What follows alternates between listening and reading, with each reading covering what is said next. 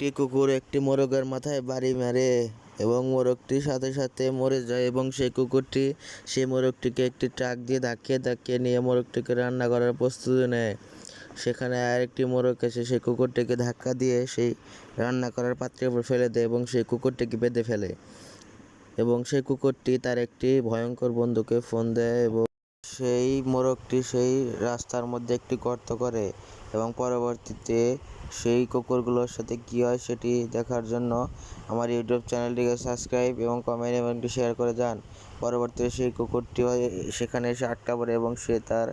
একটি ভাল্লুক বন্ধু এবং বাঘ বন্ধুকে ফোন দেয় এবং তারা একই রাস্তা দিয়ে আসতে থাকে। সেই চালাক মোরগটি আবার সেই রাস্তার মধ্যে অনেকগুলো তারকাটা ফেলে দেয় এবং সেই তারকাটার কারণে তাদের গাড়িটিও নষ্ট হয়ে যায় এবং ভেঙে যায় এবং সেই মোরগটি তাদের একসাথে করে নিয়ে আসে এবং তাদেরকে মেরে জবাই করে তাদের চামড়াগুলো আলাদা করে